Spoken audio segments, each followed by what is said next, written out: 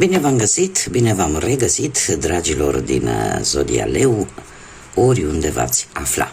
Bine ați venit tuturor pe canalul meu, Tarot Flor de Loto. Numele meu este Nina, pentru cei care nu mă cunosc, și ca de obicei mă bucur să vă am alături atât pe dragii mei abonați, cum de asemenea și pe cei care poate sunteți pentru prima oară aici pe canal.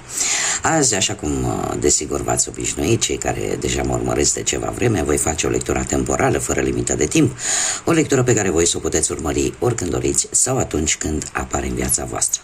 Desigur, dragilor, nu trebuie să uitați, ca de fiecare dată vă readuc aminte, un lucru important. Voi, prin deciziile voastre, vă construiți viitorul, așa că, fiind o lectură ultra-mega generală, vă rog din suflet să luați decât acele mesaje care rezonează cu voi, iar restul lăsați-le să zboare în univers, pentru că sigur sunt pentru alte energii care într-o mai mică sau mai mare măsură au o legătură cu Zodia Leu. Așa că, dragilor, toți cei care aveți Soarele, Luna, Venus, Ascendentul sau oricare alt aspect astral important pentru voi din harta voastră natală și care are legătură cu Zodia Leu, atunci această lectură este de asemenea și pentru voi. Lămurite toate aceste aspecte, haideți să începem și să vedem care este situația actuală, ce simțiți, cum gândiți pentru dragii mei din Leu. Care este situația actuală? Destul de multe cărți, le voi lăsa pe toate. Haideți să vedem.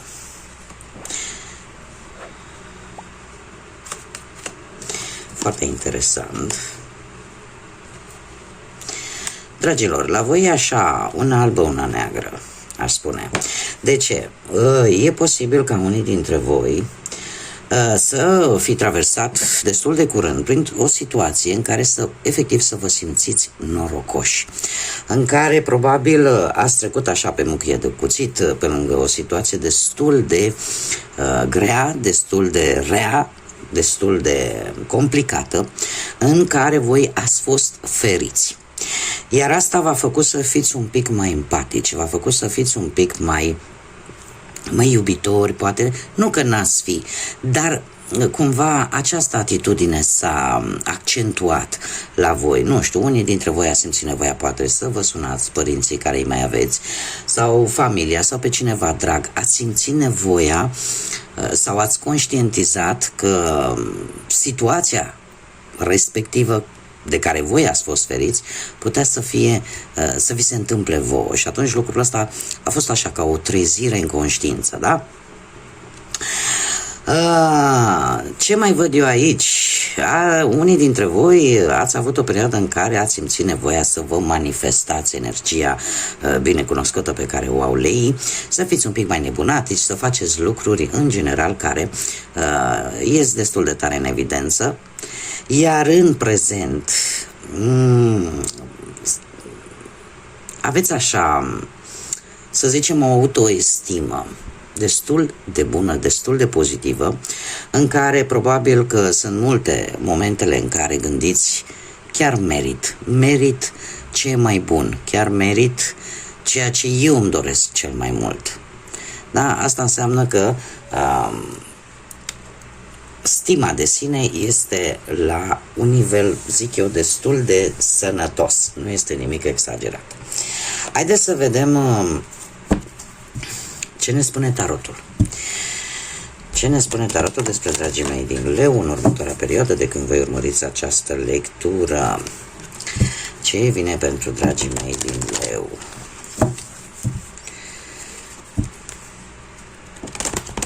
Și începem, bineînțeles, cu partea profesională, cu viața profesională, cu munca. Și avem, chiar începem posibil cu unii dintre voi, da, pentru că avem o regină de bâte care reprezintă zodiile de foc. Zodiile de foc, berbec, leu, săgetător, puteți foarte bine să fiți voi. Faceți lucrurile cu destul de multă pasiune, aș spune, la locul unde voi vă desfășurați activitatea. Ați avut de curând o posibilitate de a avea o reușită foarte rapidă sau de a găsi un nou loc de muncă într-o manieră destul de rapidă. E posibil să fiți, din punctul ăsta de vedere profesional, să fiți mult mai energici, parcă mult mai dominanți, aș spune, să vă impuneți punctul de vedere și să fiți mult mai hotărâți. Să nu vă lăsați până nu obțineți ceea ce voi vă doriți la nivel profesional. Acest 8 de bâte, se pare că energia continuă și, într-adevăr, în prezent unii dintre voi e posibil să fie apărut ocazia de a face o călătorie într-un mod foarte rapid, o veste venită probabil mai de la distanță și care să aibă legătură cu munca. Acest 8 de bâte ne vorbește în primul și în primul rând de rezultate foarte rapide la care nici măcar tu nu te aștepți. Apar propuneri de joburi, apare o comunicare foarte rapidă, cum am mai spus, cu cineva la distanță, pe motive de muncă, pe motive profesionale și, de asemenea, unii chiar pot face o călătorie, poate chiar cu avionul. Veți primi răspunsuri rapide, negocieri, de asemenea, într-o manieră foarte rapidă. Avem totuși în următoarea perioadă un 7 de monede care ne vorbește de foarte mult potențial, la care voi va trebui totuși să aveți un picuț de răbdare vis-a-vis de o anumită situație profesională. Cu acești 7 de monede este, chiar dacă nu prea vă place să pierdeți timpul cu lucruri în care, cel puțin aparent, nu vedeți rezultate concrete, se pare că următoarea perioadă pentru voi, pentru viața asta profesională, vine cu niște recompense. Chiar dacă unele dintre ele or să mai întârzie un pic, vor veni într-un viitor apropiat și cei care poate ați avut lungi căutări vis-a-vis de un job, sunt mari șanse ca în viitorul apropiat lucrul acesta să se întâmple. Se cere un pic de chibzuință, se cere un pic de răbdare și să nu vă pierdeți speranța, pentru că rezultatele bune vor veni. Dar probabil că trebuie să mai treacă un timp. Și nu vă lăsați purtați de acea teamă de a nu fracasa, pentru că lucrurile rele din punctul ăsta de vedere profesional se pare că sunt pe punctul de a se termina, iar voi o să vă recăpătați acea încredere și acea putere care vă caracterizează. Mergem mai departe și pe plan financiar. Pe plan financiar, se pare că ați fost destul de generoși ori cu o anumită persoană, ori cu mai multe, pe partea asta a banilor, cu ceva timp în urmă. Avem un 6 de monede, care mie îmi place de fiecare dată să spun că e o carte karmică. De ce? Ați încercat să fiți cât se poate de echilibrați și să aveți o anumită stabilitate materială din punct de vedere al banilor. Chiar unii dintre voi ați putut vedea poate o ușoară îmbunătățire. Acum, trebuie să vă spun că această îmbunătățire e posibil să fi venit și cu ajutorul altor persoane pe care voi, poate nu neapărat aceste persoane pe care voi le-ați ajutat, posibil să fie niște persoane la care nu a fost nevoie să le oferiți vreun ajutor bănesc până în prezent, dar karma așa lucrează. Da? Voi ceva ați făcut în trecutul vostru, ați ajutat pe cineva poate cu bani și cumva acest 6 de monede, fiind o carte karmică, această karma se întoarce la voi și vă ajută din punctul ăsta de vedere. În prezent avem un as de spade care ne vorbește de o victorie. O victorie, o claritate, o siguranță că cumva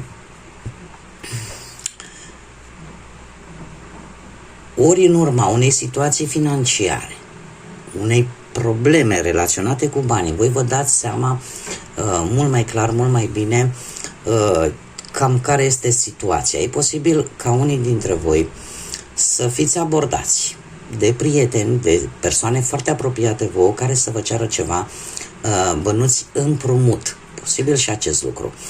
Cumva trebuie să vă spun acest lucru. Dacă vă aflați în această situație, trebuie să vă spun că sunt puține șanse, mai ales din ce văd aici, ca acești bani să-i mai recuperați înapoi. Și e posibil ca relația respectivă să se strice tocmai din această cauză. Așa că asul de spade e, într-adevăr, vine cu claritate, vine cu corectitudine, cu adevăr, dar vine și cu celălalt tăiș care îți spune, știi, ești dispus, pentru că așa se prezintă situația din câte văd eu aici și următoarea perioadă pentru voi, dragilor, voi vă veți asuma anumite responsabilități mai mult decât poate ar trebui cu acest 10 de bâte. Așa că dacă sunteți dispuși să ajutați pe cineva care vă cere poate un împrumut, nu vă faceți mari așteptări că banii aia o să-i mai și vedeți înapoi. Da? Deci există acest risc.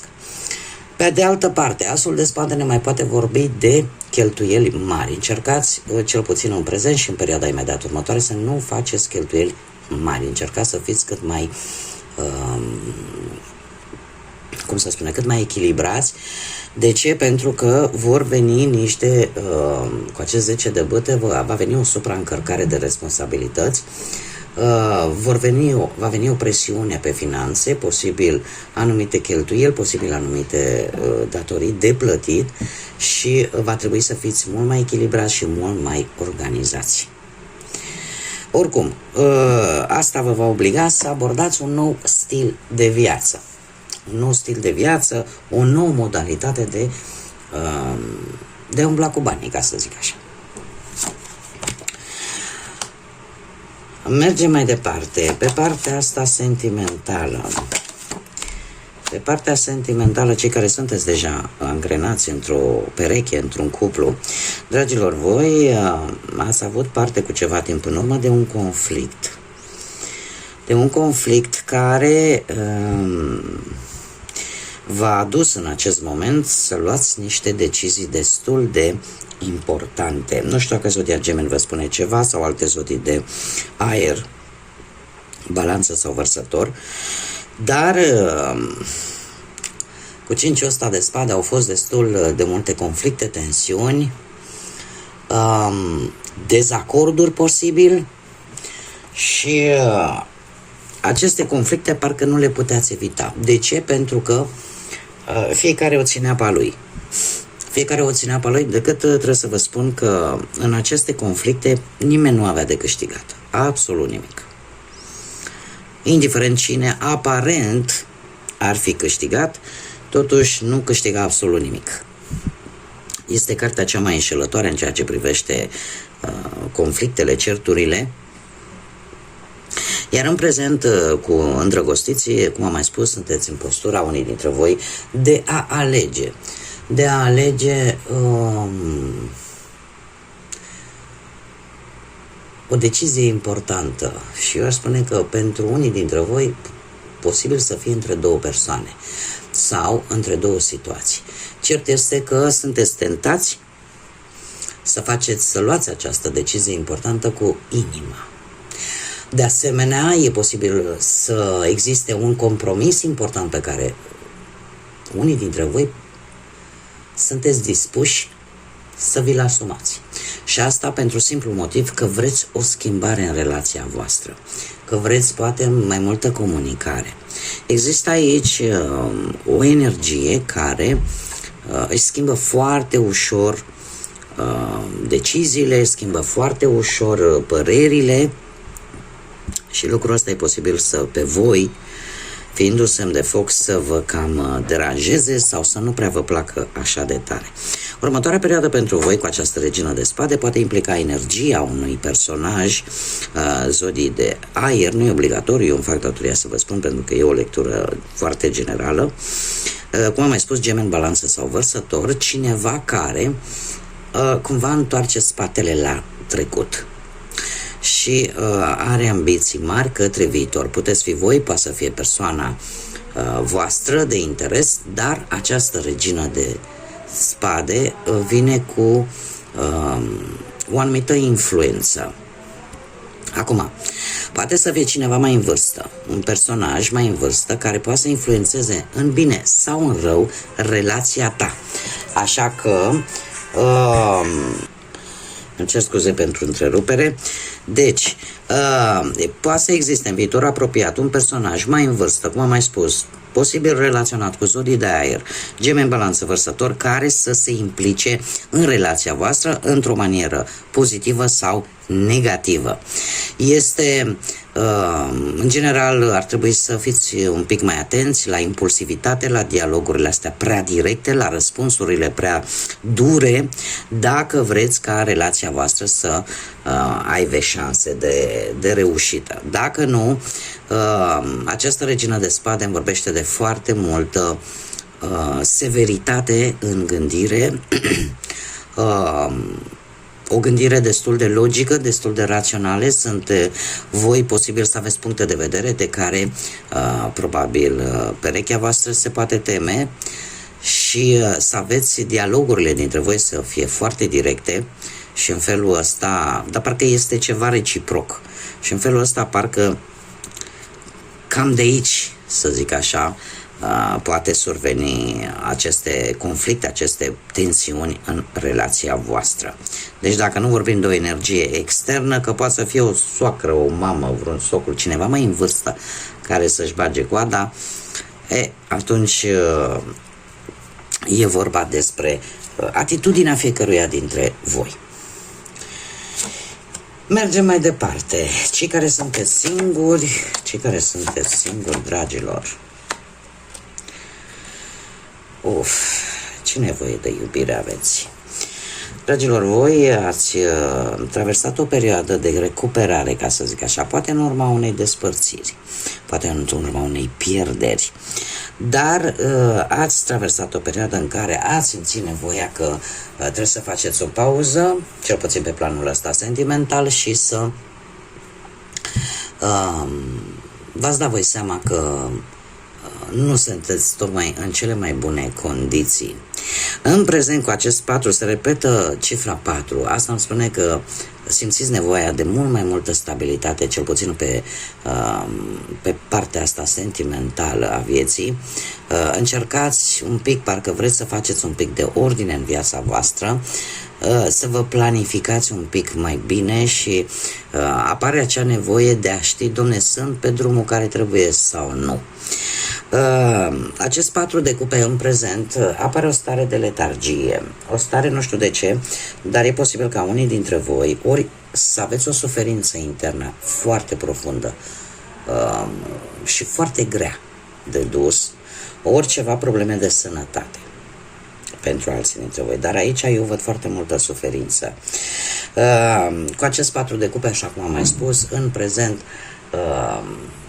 e posibil să fiți într-un moment de gândire foarte profundă pentru a reuși cumva să vă eliberați de ceva din trecutul vostru la nivel sentimental.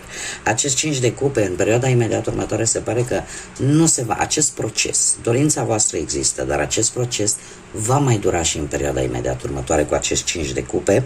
De ce? Pentru că există o tristețe adâncă, există o suferință atât de adâncă în sufletul vostru încât e foarte greu să o scoateți la capăt într-un interval foarte scurt de timp.